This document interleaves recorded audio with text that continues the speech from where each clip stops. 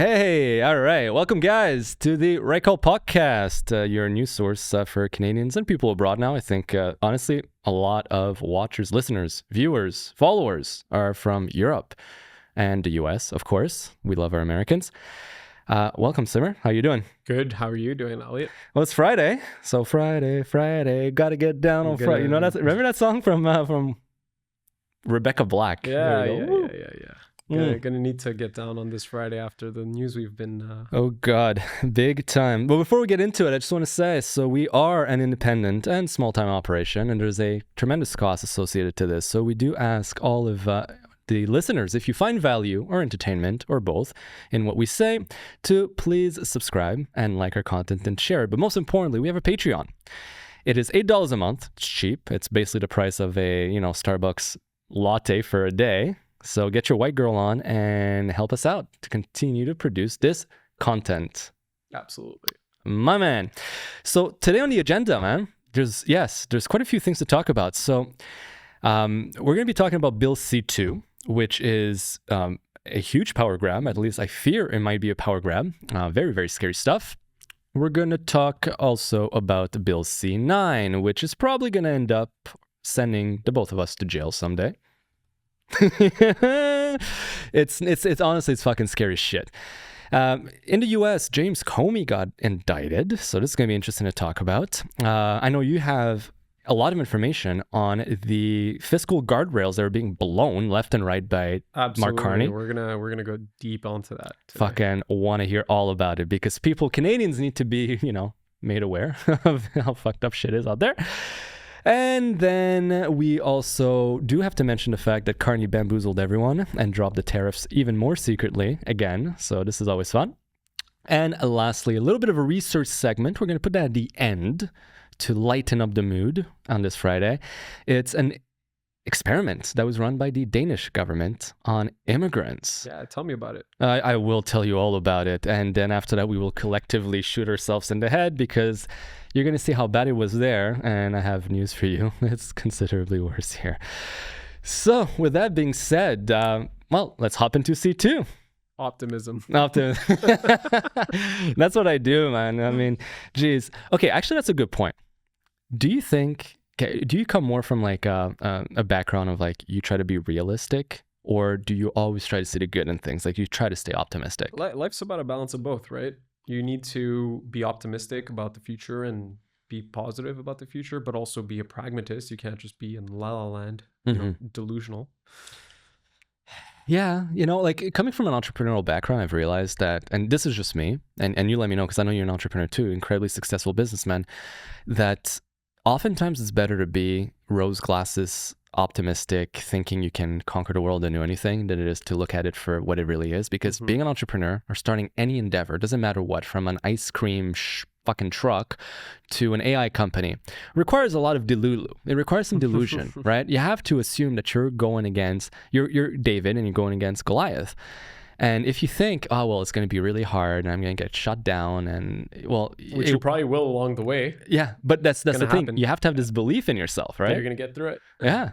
And I'm sure, like, I mean, we need more of that. And we've been talking a lot, I call you, you call me, and you've been telling me how busy you are, and you've had a few little, let's call them like thorns in the back. Nothing bad, just like stupid little complications that get thrown at you. And that's the life of an entrepreneur. Yeah. Just survive through the bureaucracies. We got lots of that in Canada. We love our bureaucracy. All right, so Bill C2. What the fuck is Bill C2? It's very scary. In short, experts call it the most expensive state power grab to access private data in Canada in the past decade. Buried within, and this is what fucking pisses me off, it's buried within a border security legislation. So they always do this, right? Politicians, we call them omnibus bills, by the way. So it's a bill that will touch on 150, 200 different sections of society. They don't segment it because that would make it too easily to parse through it and to understand the essence. Rather, they create one giant bill and then they'll put little sections in between, sometimes even appropriation. So they'll put like, give money to this person, put money in this budget. And it's like, wait a second. There was a budget bill. Why do we need to do this again? It's just a great way to hide things. We'll talk about the budget too. Oh, fuck yeah, I know. He's bringing some steam today, some heat. But yeah, so buried within the border security legislation, to avoid obviously political scrutiny, it brings back effectively measures that had been killed in the prior Bill C-30. So there was a bill trying to do exactly that. There was a huge amount of pushback because you'll see it's fucked up, and the bill was killed. So Bill C-2, also known as the Strong Borders Act, is an omnibus legislation introduced June 3rd, 2025, aiming to tighten Canada-US border security, disrupt transnational crime, and enhance law enforcement's digital surveillance powers. Again, at face value, sounds decent, right? But here's the thing. It amends 11 existing statutes across 16 parts and 198 clauses in the criminal code, expanding authorities and access to physical premises, personal data, and cross-agency information sharing. And this is where I think every Canadian should be made aware of this. So, C-2 fundamentally rewrites Canada's surveillance landscape by creating warrantless information demands available to law enforcement and CSIS, which is our intelligence agency, Canada's CIA, on reasonable suspicions rather than the traditional reasonable grounds to believe, which is a slightly higher burden. This lower threshold applies to any service providers in Canada, so not just telecom companies, but hotels, banks, rental car companies, hospitals, psychologists, streaming services. Basically, anytime you interact with a private sector company, the data and the information that they've collected on you could be made to be turned over to the federal government without a warrant.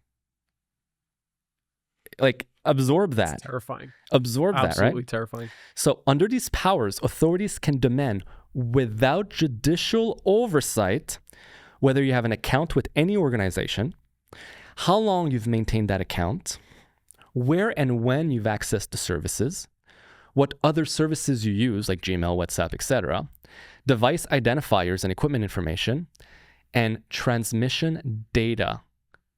Fucking transmission data, basically your conversations, your text messages, your calls, your messages, your voice notes, you name it.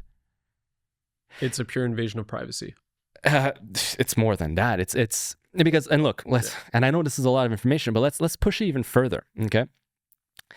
First of all, this expansion directly contradicts over a decade of privacy jurisprudence, establishing that Canadians have a reasonable expectation to privacy, right? This is part of our charters of rights and freedom. Now, and this is where, to me, it becomes so like tyrannical level, Brave New World or 1984 kind of stuff. So the production orders, right?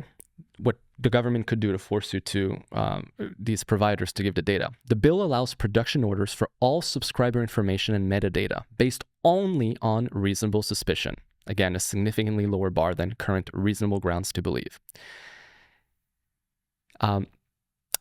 These orders can compel companies to produce comprehensive digital profiles, including browsing history, encrypted emails, transmissions, like that's been said. But here's the insidious part. Part 15 of the bill introduces the Supporting Authorized Access to Information Act, granting the Minister of Public Safety the power to issue technical capability orders, which forces companies to 1. Install surveillance devices and equipment. 2. Build functional manners to intercept communication. So build tools or features within their apps or their services to intercept communication. And create decryption capability while concealing these modifications from users. This is the line, okay? Create decryption capabilities while concealing these modifications from users. That's also known as a backdoor. So whenever you use WhatsApp, whenever you use Signal, Telegram, we're sold on the fact that communications are encrypted end to end. Nobody can read them. It is impossible.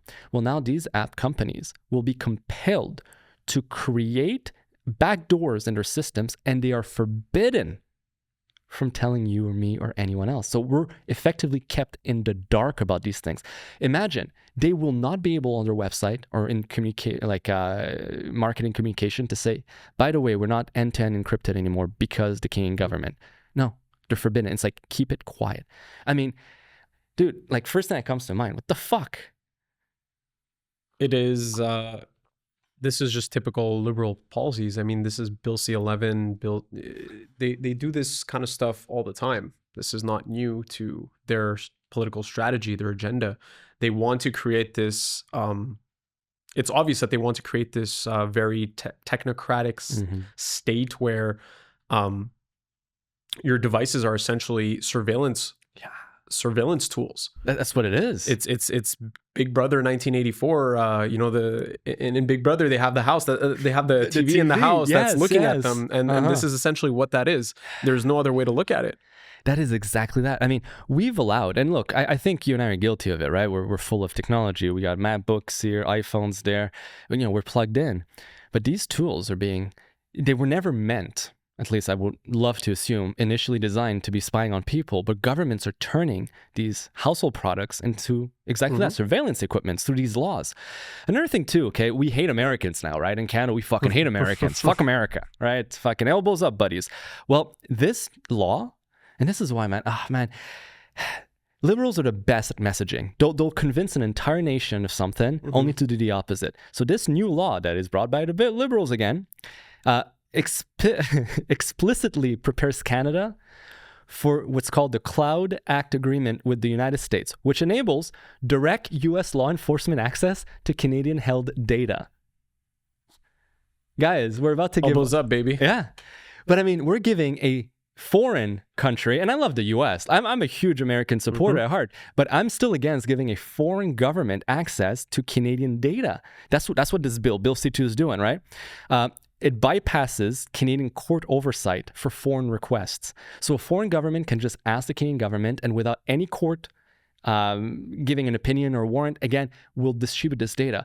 This is fucked up because, for example, if you committed a crime in the US and you fled to Canada and Canada arrested you, they can't even just send you like this. You are entitled to your day in court for your extradition proceeding. You're allowed to refuse or to fight your extradition, right? That's a rule of law. That's a principle of law. Well, now your data, which is not even a crime, by the way, it's just your fucking data, will be given warrantless and without any oversight to a foreign government. That's insane. That is fucking wild. And if It's Orwellian. It is Orwellian. And you know what? I know liberals won't care about the data because they're going to say the usual shit. Like, well, if you don't have anything to hide, you shouldn't worry. That's the stupidest fucking claim ever. But at least get outraged at the fact that now the US will have access to your fucking data. And let's play their games. Let's say you're an LGBTQ community person or someone who believes in having 25,000 abortions, right? And the US gets access to those data, and then you want to go visit, say, Texas. Uh-oh. What happens there? Hey, guys? Yeah. Oh. It's like the Jimmy Kimmel censorship thing. You know, they're all up in arms with censorship, but, you know, when it's happening the other way, it's complete silence. That's what I love most, eh?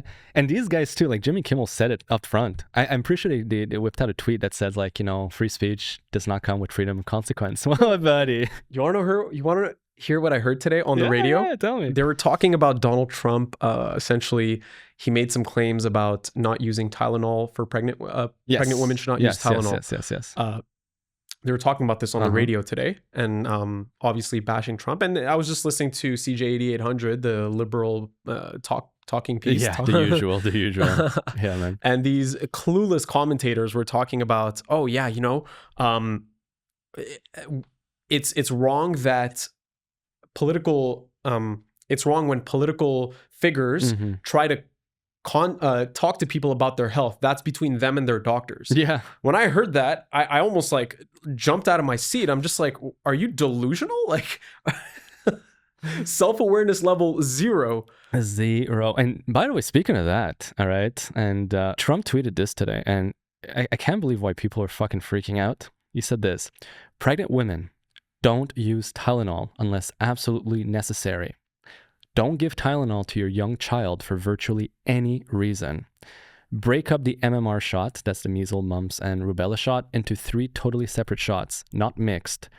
Take chickenpox shots separately. take hepatitis B shot at 12 years old or older. And importantly, take vaccines on 5 separate medical visits. I mean, now I bet you the liberals are just going to go to the doctor and say, give me all the vaccines one shot. You know, it's kind of fucked up.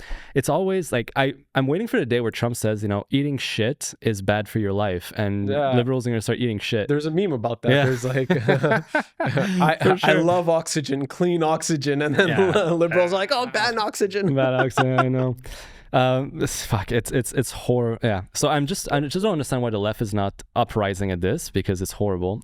Here's another thing too that's fucked up. It creates an inadequate legal recourse. Woo! Because the bill restricts challenges to surveillance orders to just 5 days after issuance. So the government, through a secret ministerial order, requires, let's say, Telegram or Meta or Facebook or whatever to provide data on Simar. Well, the company only has 5 days to fight back or to what's the word I'm looking for? Like not reject, oppose it. 5 days to oppose it. And so it makes meaningful legal opposition nearly impossible, by the way. And also on top of that, companies will receive blanket immunity for over disclosure. Okay, so if, for example, they say, give me just conversation A, and they give you A, B, C, D, E, well, they're shielded from that. Sue them for so this removes the incentives to protect user data, period. Yeah.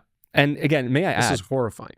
Absolutely. And this is done, again, through a secret ministerial order, which means you won't even know about it. Like, it will not be published anywhere. Nobody will know. It was just like you receive it and that's it. You got to love these liberal priorities when we're at the, looking at a financial abyss, that this is what they're prioritizing in their legislation. You have to be shocked. You have to be in awe at the utter insidiousness of this behavior. Absolutely. But I think it's because, look, exactly, it's creating a state of control. I think different things can happen at once, and they're putting pieces, and it's going to make me sound like a lunatic cuckoo here, they're putting pieces in place to just have even more control over people. By impoverishing people and creating systems of control like they're putting right now, you're effectively creating a new serf class of citizens. They have complete control over you.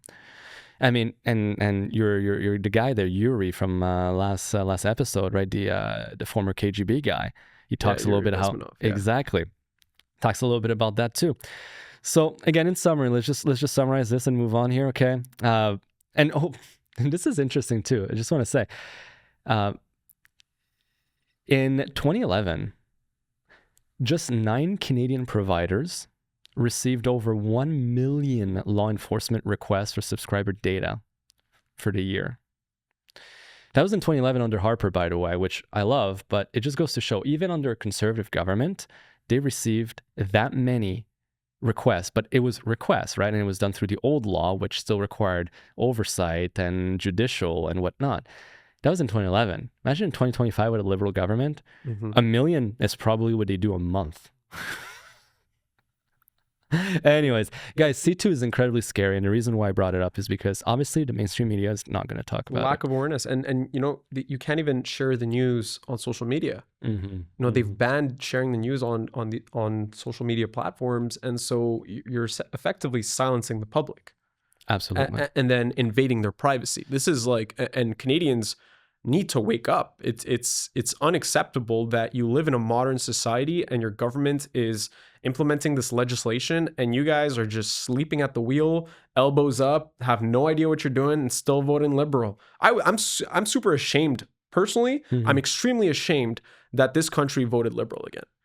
It's borderline depressing to see a government cross the line, hide it from the people, not bring it to their attention, and the people and the information's out there. If you're actually a patriot, if you actually care about this country, if you actually care about the future of this country, you should prioritize learning about this stuff in depth, not just service level. Oh, I'm just going to party and whatever and live my free Canadian life. That time is gone. We don't have that economic liberty anymore.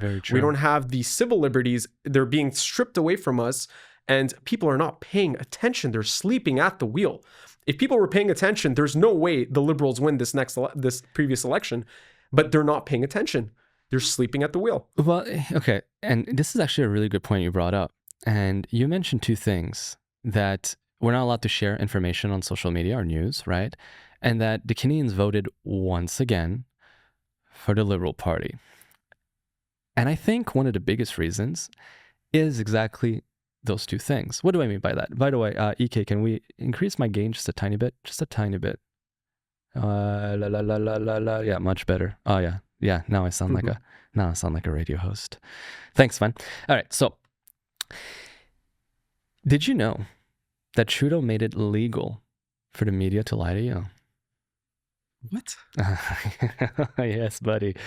Yes, buddy. So, and this is exactly what I mean by that. Back in, and let me zoom in here. And these are the people that always accuse you of misinformation and disinformation. Absolutely. Oh Abso-fucking-lutely. So, love to see that. yeah. If you look at the Criminal Code of Canada, under C31, Section 177, this was pre-2022. So Trudeau changed the law in 2022. Nobody spoke about it, by the way. Okay. It says, everyone who willfully publishes a statement, tale, or news that he knows is false and that causes or is likely to cause injury or mischief to the public interest is guilty of an indictable offense and liable to imprisonment for a term not exceeding 2 years. That was repealed by Trudeau, effectively making it absolutely illegal to misinform the public. Absolutely legal to lie in the media. We went from, you can get the story wrong. It happens. But now the CBC can absolutely and should be looked at as a propaganda arm of the Liberal Party. Through and through. So why do you think Canada and Canadians voted Liberal again? Well, the Liberal manipulate your thoughts, and the CBC is the biggest liar. If we dive in just a little bit of human psychology, we're tribal animals. We're hierarchical animals as well. We have this need, this tendency to follow a leader, to follow an authority figure. And we tend to give undue credit to the wisdom of that authority figure, right? If an authority figure says something, we tend not to discredit it because we assume it must be true. And this hacks our animalistic brain, which is if you manage to bring yourself up to the top of the totem pole, you must have some skill sets that are valuable for the tribe. And as such, following those skill sets will increase the statistical probability of survival of the tribe. So it's very easy to hijack that primate brain of ours, and you just create authority figures. I mean, even on a smaller level, on this podcast, this I find fascinating. You and I could say a clip with our phone, walking the streets, which we've all done, and we appear, even when I look at them, I look like any other Joe Blow with a fucking opinion. Put us here with professional camera gear, lights, and a microphone, and all of a sudden people take notice. We're figures, authority figures. It creates an authority figure-like setting, right? Yeah. Now put us on fucking TV and repeat it over and over and over and over and over and over again. People start believing. And people used to have trust in our institutions, faith in our institutions. I feel like Canada was run a little more in the past, more patriotically. And when people are used to having faith in the institutions, which I feel like the older generations, who've had a good life in Canada, people in their 50s, 60s, 70s, they own their real estate, they own their house, they own their nice cars. They're my parents are comfortably just relaxing at home. And that's a lot of people that are older. That's a lot of people that are older in Canada that have that kind of life, and good for them. I'm all happy for them. But they were able to grow up in a country where they had trust and faith in their institutions, that the government was, at least to an extent, there was always corruption, but to an extent, there are adults in the room handling the situation. Absolutely. It doesn't seem to be the case anymore, especially not, I cannot, as an adult, as a man who studied finance, economics, business, who runs a company, who manages a team, who prioritizes the success of his team. This is what I do on a daily basis. I don't just think about myself. I think about the fact that I have people relying on me. And when young people like me, who I cannot trust my government, I cannot trust the institutions, I cannot trust the information they are telling me, because I know categorically, financially at least, it is complete malarkey. And so when you're misinforming the public on stuff that is mathematical, it's like you are when you're a government, you're an authority figure. You're a little bit like a doctor, you know, like you're essentially committing malpractice in a way. I'm kind of drawing a parallel here, But that's a very good point, right? So as you own a company, is it a corporation or is it it's a small company? Like but it's a, I mean, it's a like, corporation. It's a yes, corporation, private perfect, corporation, right? Okay. So as a corporation, right, you have directors, right? So in French, administrateurs, corporate directors. They sit on a board of director, right? Even if it's a small company, they're still directors. Even if it's just you're the director, right? But in Canada, directors have what's called a fiduciary duty to the shareholders. They must always take the best decision possible for the well-being of the shareholder. It doesn't mean they won't make mistakes. That happens, but they still have a duty. Or a wealth manager, not a financial advisor at the bank, because that's different, but like a wealth manager also has a fiduciary duty towards its clients. They must always recommend and make the best decision in the interest of the client, right? Our government has no fiduciary duty towards its citizen. None whatsoever. They can make the decision that they fucking like, even if it is absolutely bad for the population. Against the public's interest. Exactly. And then you would push it further. Then they can turn around, because you'd think, okay, well, in a democratic institution, if a government continuously takes or makes horrible decisions, eventually they'll be voted out. But no, if propaganda is legalized, as it is now in Canada as of a few years ago, well, you can tell the state-run media that receives, by the way, $1 billion a year of funding from the government to stay afloat, to push your bullshit, to completely lie about what's happening. So like you said, we pass laws and make decisions that are economically absolutely self-destructive. You know in the bottom of your heart that mathematically it makes no sense. You're a logical guy, but you've taken the time to look at it. But there's plenty, the vast majority of people don't take the time to look at it. Because they trust the media to keep them informed. But then you realize the media is now officially a propaganda machine. No different than Joseph Goebbels in the Nazi regime, by the way. It's no different. Propaganda is propaganda is propaganda. That was such a good point, man. Yeah, thank you for bringing that up. So true. It's fucked up. Which I guess in a way leads us to, do you want to talk about the economy before we go to C9? Because, the fact that the government lies, I think is super interesting. And I think we can tie the tariffs being dropped to also like the fiscal guardrails, okay? And I'll let you take the lead on that. But the parallel I want to make to hop into this section right here is the fact that, remember how for months the CBC and all the media said that Carney was the best man to face Trump, and that it was all about fighting the terrorists with tariffs. And Carney said it openly. We're going to fight tariff for dollar for dollar, right? Exactly. Well, how would you like to know that? And this is, I can't believe the CBC. We're down to dollar for quarters. No, shit, worse than that. We're down to dollars for fucking pennies. The Carney government quietly dropped more U.S. counter tariffs than advertised. At this point, with the exception of sectorial tariffs for steel, aluminum, and the auto industries, all tariffs, all Canadian retaliatory tariffs have been removed. All of them. It's done. And we were lied to for months and months, saying it was the best thing to do. And now it's all been removed. This is without getting a single tangible concession. This is just, we're just waving the white flag. This is elbows down, essentially. We that's the thing. Surrendering. If we removed the tariffs because we got something out of it, it was a concession, I'd be like, good, it served its purpose. That's not what happened. It's also in the article, it says it's also unclear how much revenue the counter tariffs on non-CUSMA, like USMCA compliant goods, would have generated for Canada. But this kills me.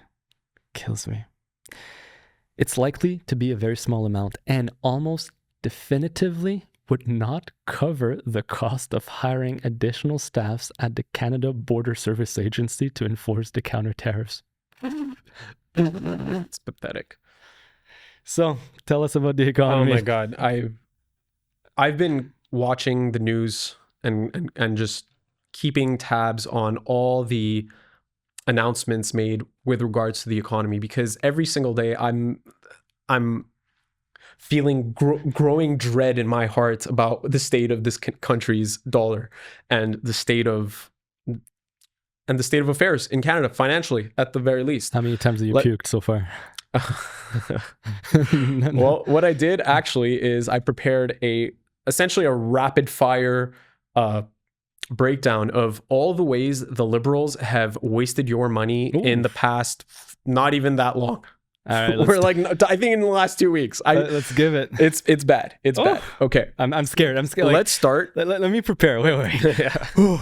I need to pepper my Angus. Woohoo. If you know internet bean culture, you'll know what that means. Okay. Let's start with just the forecasted deficit. This should be horrifying to every single Canadian who voted for the Liberal government, thinking in good conscience. I think a lot of people voted in good conscience that, like, I think Mark Carney is the guy. Mm-hmm. And this is for those people. I'm scared. Like, strap me in. The Liberals are forecasting a $68.5 billion deficit this year. Okay. $68.5 billion. Remember earlier we said that $1 billion is roughly $45 per per taxpayer? Yes. $1 billion. So let's do some simple math. 68.5 times 45. Popular math. That's $3,000 of deficit per taxpayer. And just think that the deficit is not, we owe this money to the government. No, this is that despite all the money you've paid to the government, you still would have to pay an additional $3,000 this year to balance the budget. Which is taken out as mostly debt, right? Absolutely. Which carries interest. Which, so that $3,000 becomes way more over what's time. happening, we already know what happens. We already know what happened to interest rates and debt, the relationship between interest rate and debt. We already saw that, what that did back in the COVID era, when the Bank of Canada had to fight inflation, because money printing, deficit spending, what does it do? It creates a ton of inflation. Yeah. And so we saw the effects that had on the purchasing power of middle class, working class Canadians, which forced the Bank of Canada to raise rates, which made housing completely unaffordable for a lot of the people. Absolutely. And the servicing costs of our debt is higher now than what we pay for healthcare, I believe. Ooh. Is that? Well, I believe, honestly, I think right now the biggest line item in the federal budget is debt servicing. Yeah. So we spend more money on debt, on servicing the debt, not paying down the debt, on servicing the debt. Just the interest charges, we spend more money on that than essentially anything else in the government. That is disgraceful. And the fact that Canadian voters are not aware of that, or that maybe they're lightly aware of that, is tragic, because it is destroying your dollars. And so here's the rapid fire that I have prepared. So Canada has pledged $60 million to help Haiti combat violent gangs. Mr. Carney, why don't we spend $60 million to fight violent gangs in Canada? In Toronto. In Toronto. In Toronto. We have a lot of crime. Absolutely. Crime has surged under the Liberals in the last decade. Yep. And so this is with reckless immigration. We're just not really vetting the people. The people are coming in. They don't really have economic opportunity. Their mentality, they don't align with Canadian values or Canadian system. They don't align with it. And so they'll do whatever they feel that they need to do to, quote unquote, survive or get their bag, you know? Get the bread. Get that. And so this $60 million should help Canadians, you know? And let's keep moving. This is just the tip of the iceberg. $60 million. This is what they spent on ArriveCan. You know? It was an $80,000 app, okay? Yeah, no. What else? And by the way, side note, the debt servicing, I got it here in the 2024-2025 fiscal year, was approximately $54 billion on public debt charges. Mm-hmm. That's thousands of dollars per Canadian. That's the way you should view it. That's thousands of dollars per tax-paying Canadian. Just for interest. Okay, let's keep moving. Greening our rice, gender-just, low-carbon rice value chains in Vietnam. Do you want to know how much the Liberals decided to spend on that? Hopefully nothing. $8.2 million. Okay, On gender just low carbon rice value chains. Gender just. I when I buy rice at the grocery store, I want my rice to be gender just because I'm a mature tax-paying adult. Yeah, so yes, it makes sense. What the fuck? Okay, what the fuck is even gender? No, we're not going to skip right over that. What the fuck is gender just rice? It's called kickback. I don't know what it is. I don't want to make accusations, but it just looks like money laundering to me personally. Let's be real here. I'm not a moron. This is what it looks like to me, but you know what? I could be wrong. Maybe we're going to have really healthy gender just rice in the future, and Vietnam will have Vietnam to thank. I feel like this is a moment when Alex Jones would say, "It turns the frogs gay." Like the gender rights is going to turn us gay. Earlier, I said $60 million and $8 million, okay? And I said this is the tip of the iceberg. Let's keep going. Okay. DEI spending, diversity, equity, and inclusion spending tops $1.04 billion with a B dollars. DEI, what is that? What did that money accomplish? How does that help our youth? How does that help fight youth unemployment? Please. It goes to help Tim Hortons hire. This is what I'm cornered. This is what happens when people are just fundamentally unaware of how the government is managing their tax dollars. Absolutely. You know, when people have faith, when we were talking about faith in the institutions, when people have faith in the institutions, they assume, okay, the government, yeah, they're going to steal a little bit of money here and there, but for the most part, they're doing a good job, which historically in Canada, we've had a pretty solid government compared to the rest of the world. I'm pretty happy growing up in Canada. I love this country. You know, we're always talking about this country with such sharp criticism because we love growing up here. Exactly. Let's continue. We want to hold it to the standard that we know it's capable of. It's like a loving father, basically. And when it's not maintained like this, here are the results that come out of mismanagement. Tech founders leaving Canada at accelerating rate. Tech is the pillar of the North American economy. If you look at the American economy, most of their strongest stocks are tech stocks. We have a company based out of Canada called Shopify. Yep. You know, this is a massive company. We have great opportunities in Canada to be innovating in the tech space, working with the Americans, innovating in the tech space, and we could be really becoming a financial powerhouse. And because of useless bureaucrats and clueless socialists, let's just be real, let's call it what it is. These people do not understand economics. They don't understand business investment. They don't understand fair taxation policy. They are using a dogma to essentially impoverish this country. And the results of this is that one of our biggest potential growth vectors, which is tech, is leaving the country. It's tragic when our youth can be, sorry to cut you off. When our youth can be benefiting from these jobs, learning tech, learning with AI, all these new technological innovations that China is dominating, that the United States under Donald Trump is trying to dominate. This is why he's trying to onshore these tech companies. And so Canada is not doing that. We are falling so far behind on the economic scale, and we're spending $1 billion on DEI.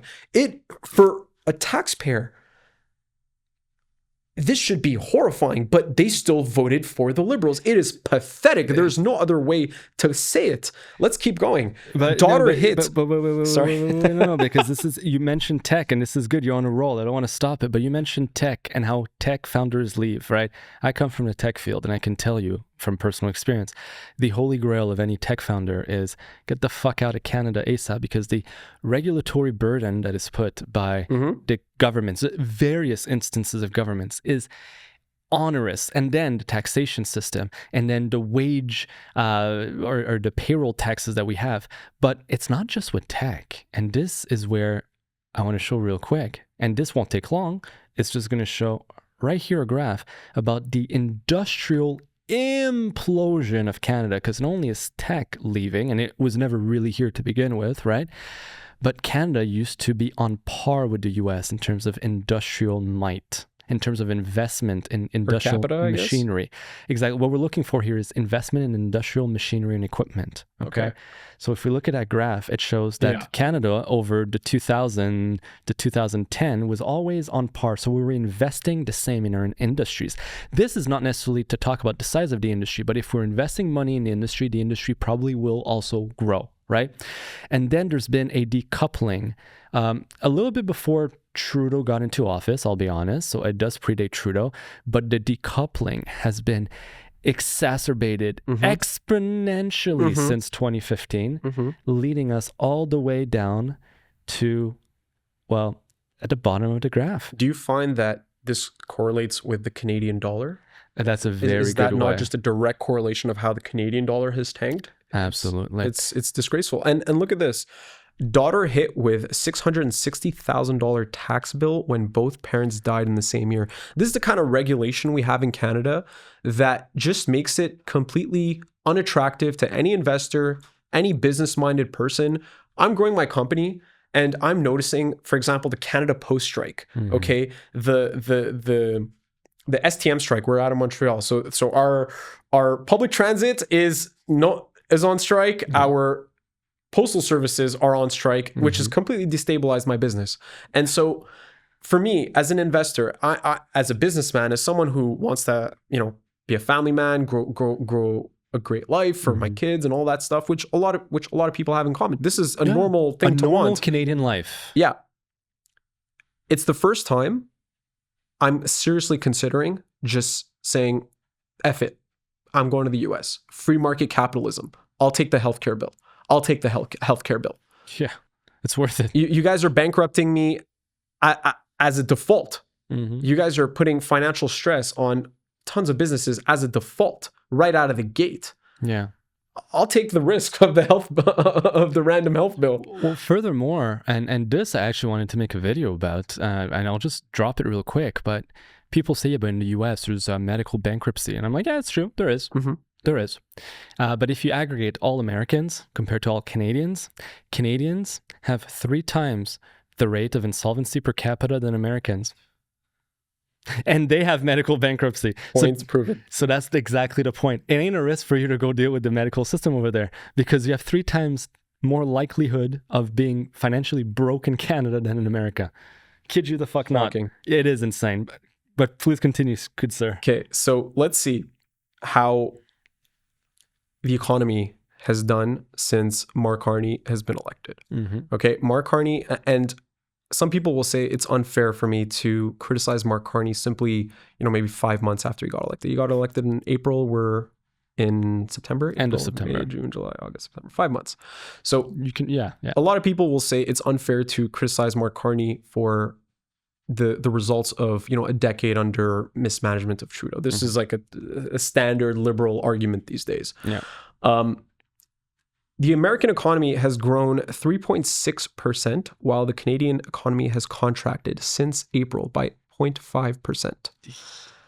Okay, so we are in a recession. I don't know if it's not a technical, but they love never receding. Calling it. We're receding. We're receding. Okay, and so what people will say, Mark Carney just got in office. He needs some time to make some progress. Well, 5 months is a reasonable time frame to secure a trade deal with the United States that benefits our country. It's enough time to lock in a lot of different trade deals. It's enough time to make tax changes, at least announce that legislation. We're in the process of putting this legislation through that's going to simplify growing businesses. We're going to simplify the taxation system. This is how you resolve, as a government, this is how you resolve your issues, by cleaning up the mess. Yeah. They're not cleaning up the mess. They are spending it. They're trying to spend their way out of the problem. Or okay, perhaps. Or maybe they are, let me just play fucking devil's advocate here. Maybe I was having this discussion with my father actually a few days ago, and I was saying that if you look at everything going on through a lens that they're just either really incompetent or they just really suck at their job, well, yes, right now things don't make sense because it's past incompetence. But if you look at it from a lens, and this is a fucked up lens to put in front of your eyes, but that they're actually incredibly competent. It's just that what they're good at and their interests just don't line up with yours. Then you start realizing, wait a second, they're actually really good at it. And if their interest is not the welfare of Canada, but rather their own or control or the welfare of another state that tends to benefit from having a subservient other state, Canada. We're making great decisions for that. Let's look at it this way. Mhm. If you asked Mark Carney as the chair of Brookfield, do you think a $68.5 billion loss, if you just scale it to their company, because we can't just like, it's apples and oranges to a certain extent, but let's scale it as a leader, as a key figure in Brookfield. Yeah. If you tell them your company lost X billion dollars, this is our deficit of the year, essentially. This is the money that came in, this is the money that went out. We're down, I don't know, 50 million, 70 million, 100 million, 100 billion. Depending on the scale of that company. What do you think Mark Carney would tell his shareholders? Oh, and you're so right. And that's the thing. This is not some doofus who doesn't understand fiscal responsibility here. Yeah, okay, absolutely. So he would first of all, the stock price would tank. Okay, Sure. he would face a lot of pressure from the whole board would face a lot of pressure from their shareholders, and Mark Carney would say something like, "Oh, we have plans to cut expenses. We have plans to streamline our investment," or what. He would have a great plan for that company. Yeah. For a government to run a $68.5 billion deficit while they've been running increasing deficits since COVID, $68.5 billion is about, what did they spend during COVID? 200? It was in the hundreds of billions. Yeah, it was in the hundreds of billions. This is like 30% of this is a big chunk. This is a big chunk of the COVID deficits. What warrants such a large deficit? The federal government of Canada spent a total 200 something. It's like 240 or something. $359 billion. Jesus. During COVID, that 1 year? Just a COVID spending, so it could have been over a couple of years here. It's I would have to. There was one deficit of the COVID year, the main year. It was like 2020, 2021, I think, that the deficit was like close to what it is today. I could be wrong, but it's in the tens of billions. Insane. Dude, fucking wild. And what is like, what does Mark Carney say to taxpayers? Because taxpayers are still losing money. Well, this is what he says. He says we're doing an... Oh my God, are they good at spinning some word salad? They say we are doing a generational investment into the future of Canada. That is what his ministers say to the journalists, right? Wonderful. They say this is on the same level as the 1940s during the war. We are investing in the future of Canada. So, Mr. Carney, please treat the taxpayers like you would treat the shareholders of Brookfield. I would love someone to ask him that. Yeah, and please clarify what these investments are, like you would tell the shareholders of Brookfield. Hey, we're investing in this new technology, this new company, we're investing in and also like data centers. What are the forecasted windfall from these investments? What is the lifetime value of these investments? Absolutely. What are the projected forecasted benefits and income and revenue streams, whatever. It's I am on my microphone, sorry, on my headset. But yeah, and this is where people, and you know, yes, there is a small difference between running a country and running a government. But however, I still really, really, really take it that a government should be ran for the most part, like 80% like a corporation should. There's 20% where like some decisions are more for the welfare of the few than the welfare of the many. And I think that's important. There needs to be such a thing. A balance, because, you know, a country is still helping the less fortunate. But ultimately, the welfare of the country should always come first, you know, for 80% of the decisions. And right now we're at a point where they'll throw you a bone to make it feel like it's good for you. And then they rob you blind. It's just the biggest slush fund.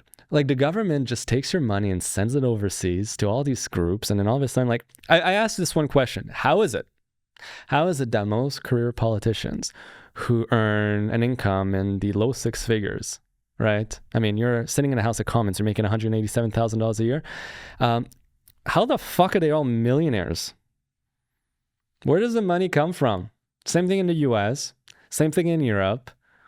How does that work? Because I'm sorry to say, I know plenty of guys and girls who earn low six figures, and they'll earn low six figures their entire life, and they'll never be multi-millionaires. Not with the taxes we can get. Not with the taxes, for sure. So how does that happen anyways? Yeah, man.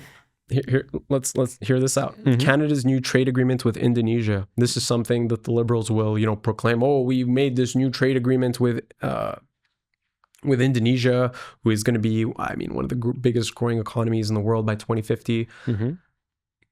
Indonesia purchases just 0.23% of Canada's exports. Wow. And the country has zero impact on our economy. Wow. We need changes that are drastic, and that is not it.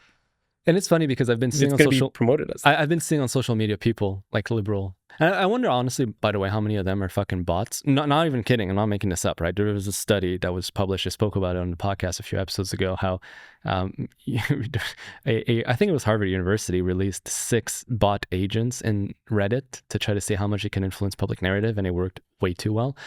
So I see people saying, yeah, but Carney made so many trade deals, including Indonesia. And it's like, okay, look, yeah, surface value, you made a trade deal with Indonesia. But like you said, you took the time to look into it, to look behind the facade. What does it really do concretely? And the answer is fuck all. And you know what? Here's what the Liberal strategy, here's what it is right now, okay? It's what I see, okay? They're trying to use these big headlines like Mark Carney's doing all these things, and they're trying to placate to their base. They're not actually really accomplishing much. Okay, they're just trying to placate to the base. And here's the kind of headline that just shocks me. Canada now offers 12 months of income for LGBTQ refugees. 12 months of income. I'm gay. Are you gay? I'm gay today. I feel very gay. You want to go to the bathroom together? I can't. No, but guys, I have no problem. By the way, it's just because I'm joking about it, but I have no issues whatsoever with anyone from the LGBTQ community. By the way, you do you, boo boo. You do you. Absolutely. I believe in your freedom and your ability to pursue your self-actualization. However, you're not a protected class. I'm sorry. We're in Canada. Canada is a free country with equality for all, which means there's no such thing, or there should not be, because there is, but there should not be protected class or classes above. Why the fuck are they why are refugees that claim themselves to be LGBTQ refugees receiving any money? A refugee from what? Come to the country. Look, we'll let you. From hate, from hate and homophobia and transphobia. Here's 12 months of fucking income. Bro. Absolutely. And what we'll do actually, Bill C9, which is about hate, we're going to talk on the next show because I think we can dive really deep into it. I want to do a bigger expose on Bill C9. Speaking of, I know hate. It means a lot to you. Oh. Yeah. Well, it means a lot to me because we're joking about it, but dude. There's a very high likelihood that I'm going to go to jail one day for C9. Legitimately what I say right here on this podcast with you, which means, by the way, well, now that we're gay, we'll be butt buddies in jail together. It's like the UK. It's like this stuff is happening in I heard the joke, don't worry. I was like, does he actually want it? No, just joking, but yeah. It's this kind of stuff's already happening in the UK. You see a lot of this kind of censorship malarkey. Absolutely. and it really plays out in a very disgusting way. Absolutely. You watch some of these clips, like just open up Instagram and type UK cops arresting, or hold on, I had it open somewhere. Let me just keep it for next week. What we'll do, we'll play all these clips next week. But yes, absolutely, because this would have been a great segue into C9 right now, but it's such a lengthy one, and we're running to about an hour right now. So I don't think we're gonna have the time to go into it today. So we spoke a bit about C2. Next week we'll do C9. And dude, I think it's probably going to be one of the most important. The economy is important. Don't get me wrong, because without the economy, people suffer. But I'll venture to say that above the economy is the ability to say what you want to say. Because if you cannot say what you want to say, then it's hard to keep people accountable to the economy. And this is why, like, I think we should do an episode that centers a lot about that, because there's contrasts in Germany, there's contrasts in the UK, which is so big. There's numbers to come out. And I want to substantiate it and show videos and show real life example of what happens in such a society. And it doesn't happen overnight. So this is a very important one. Did you have any other points for the economy you wanted to touch on? No, we're good. We're good? I think I think we got that was a good half-hour smackdown. That's what we should call it. You know what? Every week we should have a half-hour economic smackdown by Simar. So, you know, you've also touched on a few things, right? You talked about immigration and the strain it puts on our housing market and our economy and various economic sector. So I did a little bit of a research. We'll call it the research segment. And that sounds so gay. I'm gay now, remember, right? So I want my money. I want my free money. So, you know, there's obviously two camps. Liberals love immigration. Boomers love immigration, as a matter of fact. If you compare different age groups from Zoomers, Millennials, Gen X, and Boomers, and you ask them if they see immigration as a net benefit or a net loss for society, Boomers are overwhelmingly on the net benefit. And the younger you get, actually, oddly enough, the lower the benefit is perceived by people. And, you know, I come from again, I loved Canada's immigration system, not that far ago, like 20 years ago, right? I'm from a family of immigrants. There you go. And there's no fucking issues with that. It used to be a point-based system, right? So your family, when they came to Canada, they had to showcase that they had certain values and certain abilities that would benefit Canada. And Canada said, you know what, that family would benefit. We would be lucky to have them on board as much as they're lucky to be on board with us. It's a very mutualistic relationship that serves both parties. Well, the point-based system has been scrapped a long time ago by the Liberal government. And now it's more of a open door policy, right? We're not vetting people and we're not looking for their ability to provide for Canada. Rather, it's how much they're coming in with fraudulent documents. Oftentimes they do. So instead of being like, oh, what do you feel? Because it's a lot of perception. Society is worse with mass migration. Society is better for mass migration. Fuck it. I'm a numbers guy. I did some research. All right. So we're going to call it the Denmark-Palestinian immigration experiment. And this is fucking wild because when I discovered this and I looked into it, it broke my heart. Not for the Palestinians, by the way. And by the way, this is not a Gaza-Israel shit. Yeah, just putting it out there. All right. So this is a great life I wish I had more water. This is a great life example of what happens when you import people from cultures that are just not compatible with your own and who do not, in large, attempt to integrate within your country. So in 1992, the Danish government passed a law allowing the immigration of 321 Palestinian refugees. They were very, very, very, ooh, this is buttery, even more so. But be careful, I might get a little heated. So now you lower it a little bit, tiny bit. Yeah, much better. Okay, so in 1992, the Danish government passed a law allowing the immigration, specifically of 321 refugees from Palestine.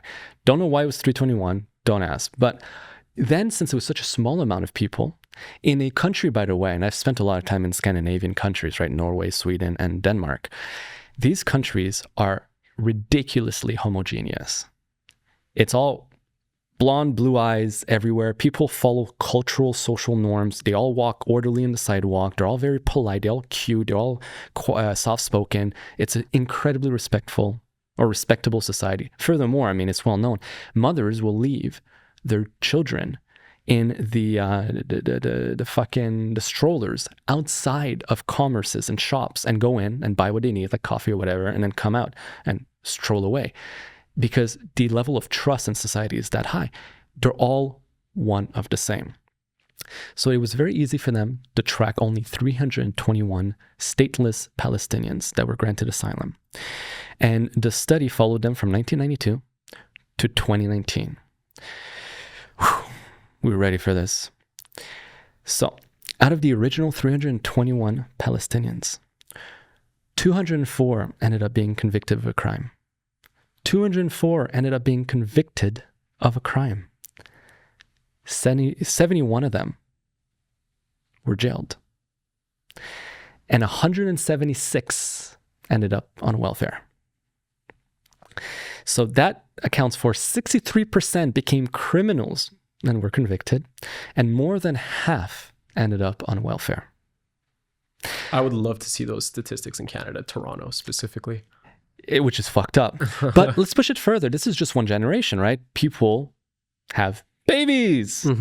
So they followed the second generation. Because you might think, okay, it's hard to integrate, right? So it's just the fact that they're new in a country, it's a different world, it's just too hard for them. Let's not be hard on them. They're victims. All right, so let's follow their fucking descendants. Let's follow their children.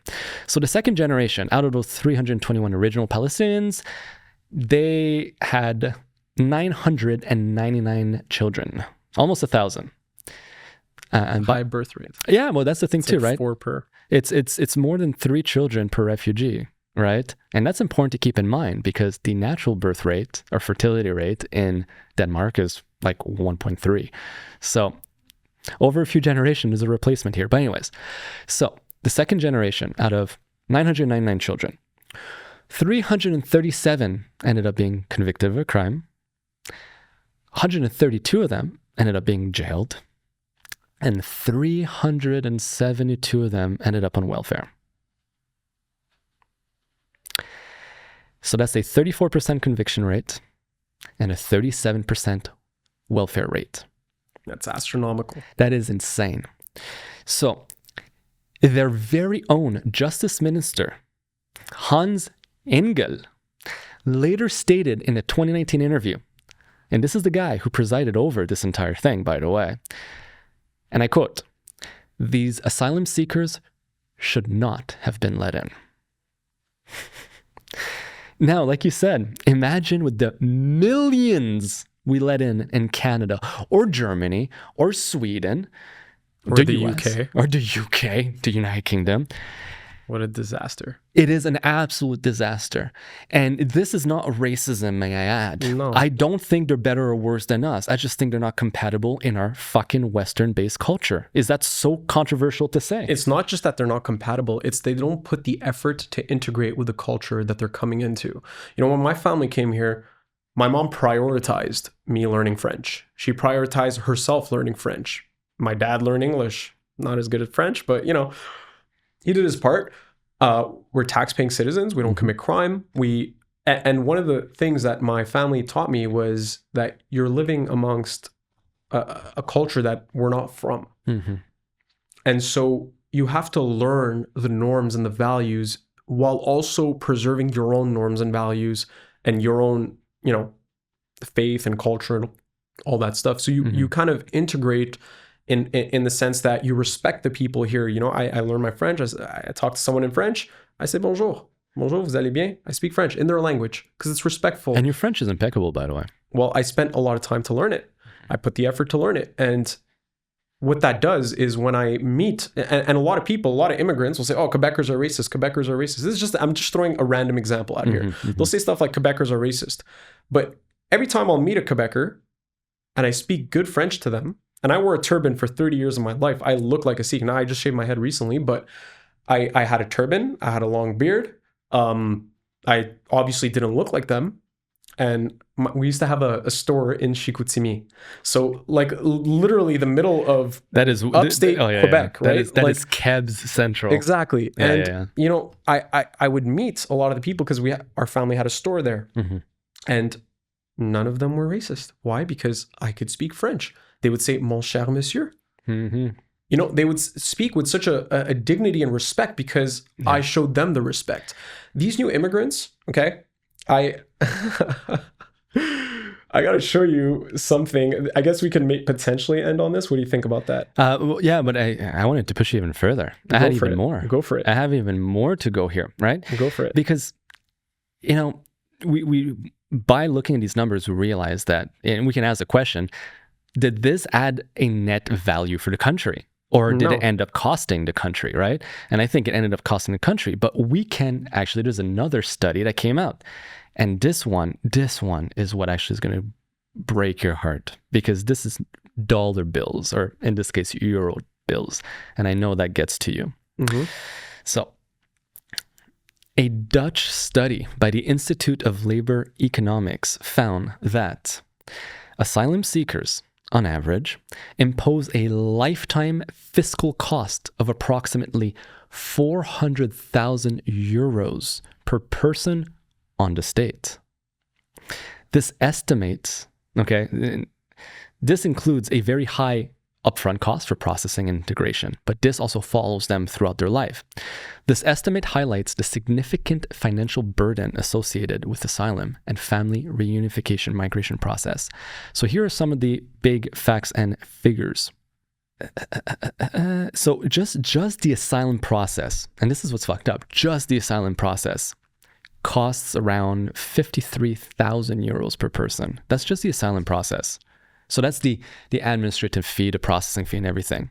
But all in all, yeah, the fiscal impact is 400,000 euros average net lifetime contribution, or in this instance, minus 400,000 euros. And I'm going to share my screen real quick because in that study, they dove even further. And this is what I find fascinating, is that they compared different kinds of immigrants and what it brought to society. And this is where you're going to like this. So if we zoom in right here on this graph. All right. So this graph shows the net contribution over the course of a life for an immigrant versus a native Dutch person, right? So we have right here in blue, the native Dutch. You have right here a first generation Western immigrant. So they look at Westerners, so Europeans and North Americans. You have in orange, the first generation total. And you have in yellow, the important line here, the first generation non-Westerner. So this is, again, we're comparing difference in culture. So let's start with the native Dutch guy, right? So you're a native Dutch. You start your life from 0 to 10, all the way to like about 18, you're in the net negative for society. You produce less for society than you consume. I mean, let's be honest, a child, that's what happens. Okay, cool, that's to be expected. Once you enter the working age, you start being a net producer for society, topping roughly 150,000 euros of net contribution to society by the age of 30. It stays there between, let's say, 25 to 45 before it starts dropping down. And around retirement age, 60 here, you start becoming a drain on society, right? Pension and hospitals and you name it, right? Okay, cool. Now, let's look at first generation Westerner, because they say it's always the immigrants. The immigrants, it's hard being an immigrant, right? No, it's not necessarily hard to be an immigrant. It's hard being a good immigrant. So if you come from a culture that is similar to a Dutch culture, so any Western culture, you will be a little bit more of a drag on society at first, and you will produce a little bit less for society during your productive years. However, you are still netting money and value for society over your lifespan. But now let's compare first generation non-Westerners. At no point in time, this is what I want you guys to realize, at no point in time do you end up adding net value to society. You are a drag, a leech, a bum on society your entire fucking life. And not only that, you end up being something like fourfold more costly for society than another Western immigrant, I should say. So your cost is in the negative your entire fucking life. So this brings me up to the only question I can ask is, we're always told that immigration is our strength and that it adds value to society. Well, it is definitive, I can say now. It doesn't. Period. It fucking doesn't. I guess not. It's when I saw that, it's like, but the problem is that, like, you'll be called all kinds of racists for saying these things. But this hurts emotions. It hurts emotions. And you know what? I'm not saying these people are not deserving of having a good life, but I'm just saying in factuality, what you're doing here, and this is what it ends up being, right? The West is fucking hell-bent on virtue suicide. That's what we do, right? We are willing to commit suicide on the altar of being virtuous. That's what we do. And this is a prime example. We will sacrifice our economy, our children, and the future of our country. The safety of our streets. The safeties of our streets as well. That's another big one. And look, I'll end my point on this, right? Traffic is a perfect system for understanding immigration. It's kind of fucked up to say, but it's true, right? Being a polite driver is not self-interested behavior. It's not really helping you to be a polite driver. And one can often go a bit faster, by being antisocial. You don't listen to the rules. That's me, by the way. I fucking hate going slow. I'm antisocial, I guess. Probably. In much of the world, traffic looks like the right image. And I have an image here, okay? I'm going to show this. This is a post on X. Fucking love X. So, in much of the world, traffic looks like the right. Okay, so this image right here, where it's just complete chaos, right? Like absolute fucking... Streets of India, bro. Streets of India, there you go. And you can say that, apparently I can't. Yeah. So, in much of the world, traffic looks like the right, because most people will not personally sacrifice themselves to maintain a pro-social system. However, our traffic system here in the West, our parks, our common areas, our jury trials, and much of what is special about Western society rests on this type of pro-social altruism, non-kin fairness, as they say. So compare it to this image. Everything is orderly. Mm-hmm. When a population falls too low in this attribute, everything decent falls apart. So what you mentioned, the crime, housing, unemployment, low trust society, people yelling at each other. I saw this video over this week, actually. It's a man in a wheelchair, like an electric scooter, right? It's like a crippled man. And he goes into a McDonald's, and this is in Toronto. He goes into a McDonald's, and there's like this black man, like bum, like this homeless guy, this hobo, who, hey, can I have some money? He's like, I'm not going to give you money, but I'm going in actually right now to buy food for the needy. I'll get you something. So he goes in his little scooter, and he's at the big automatic ordering like screen thing.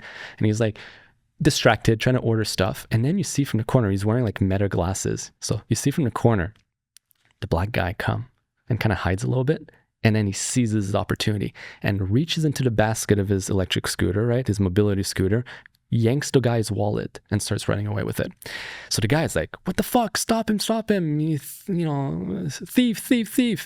And eventually a couple, good Samaritans actually ran after him, and they managed to pin him down further down the street. So the guy leaves the store in his little mobility scooters, then reaches it, and the guy is on the ground, let me fucking go. And the two Good Samaritans are saying, no, we're going to keep you until the cops arrive. And they managed to retrieve the wallet. Good ending, you would think, right? No, because this other black man, and this is, it sounds bad, but this other black guy arrives and starts yelling at the Good Samaritan, what the fuck are you guys doing? Let this guy go. This is racist. You guys are only doing this because he's black. And then the people are like, no, he stole a wallet. I don't give a fuck what he stole. Let him go, you white motherfuckers, Oh my God. And then he started getting aggressive to the point where the Good Samaritans had to back off because the guy was getting violently aggressive. And the thief ran away. With the wallet? No, the wallet had been retrieved. Okay. So at least there's that. But this is what leads, or this is the point we're at in Canada. We're turning into a low trust society because we let in people that do not share common cultural ties to us. They don't respect the culture. They don't respect, we have an ecosystem in Canada. Well, it's an ecosystem of peace, of economic opportunity, a social security net that is reliable, a government that is relatively trustworthy and not insidious. And that is the Canada. That is not a default. People take it for granted. It's not just a given that we have that society. People, I find, take it for granted. Absolutely. That you can just, you can rob a guy and it's not his fault that he's stealing. He's black. Like, that is egregious mentality. It is poor mentality. It is not a mentality that is conducive to a healthy, thriving, vibrant culture and society. Absolutely. It is decay. It's a society in decay. It's societal decay. Absolutely. When criminals are getting away with it and they're the good guys, like the whole George Floyd thing, which I'm people will hate me for saying this, but George Floyd was a criminal. Okay, the guy held a gun to a pregnant woman's stomach, and the outpour he gets, which some warranted because he shouldn't have died. I could agree with that, but He was also on drugs. There's so many facts that are just completely neglected in these situations and just painted as black, white, left, right, and there's no nuance. And that is what an equality society is built on nuance. And people, Canadian voters, American voters, the liberals, the left, need to get back to this nuanced approach, which they do not have. It's been clear within the past 6 months, or specifically since the Charlie Kirk shooting, that they don't have nuance in their arguments. They don't have credible arguments because they are essentially fundamentally economically and socially unaware. They don't follow the stories. They don't know what's going on. They're ready to form an opinion and jump on a bandwagon. And that's essentially what liberal politicians exploit. And to push it further, yes, it is exploited. And then you have this ego chamber that is created through the media that reinforces their views because they're more than happy to fan the flames, right? Because it serves the Liberal Party, of course. And then on top of that, and this is what's insidious about social media, it's such a beautiful thing, like you can discover so much, but their main reaction, and I see this all the time on Threads, on Twitter, on Instagram, on TikTok, is the second they see something that they judge as vile, which to them is anything that doesn't agree with them. Like they could spew into their microphone all day that they think that, I don't know, LGBTQ people are better than straight white guys. I don't care. Cool. Like I'm not going to block you for it, but they will block you. And then it creates more and more of this echo chamber where they are only surrounded by fringe extremist people like them with crazy views. And they believe that it is the only righteous one. And they're so fucking loud about it. But then they hack, again, the good, decent nature of most Native and first-generation immigrant Canadians who integrated, saying we're a respectable, friendly, open, and tolerant society. So it's okay. We accept you the way you are. But we're enabling these cuckoo lunatics who should probably be in an insane asylum. You know, let's bring back insane asylums. Let's make them great again. And then it was the same thing with immigration at first. It was like, okay, a few, like, not at first, but like over the last 10 years under the Trudeau government, it's, okay, more immigrants, it's okay, we'll give it a chance.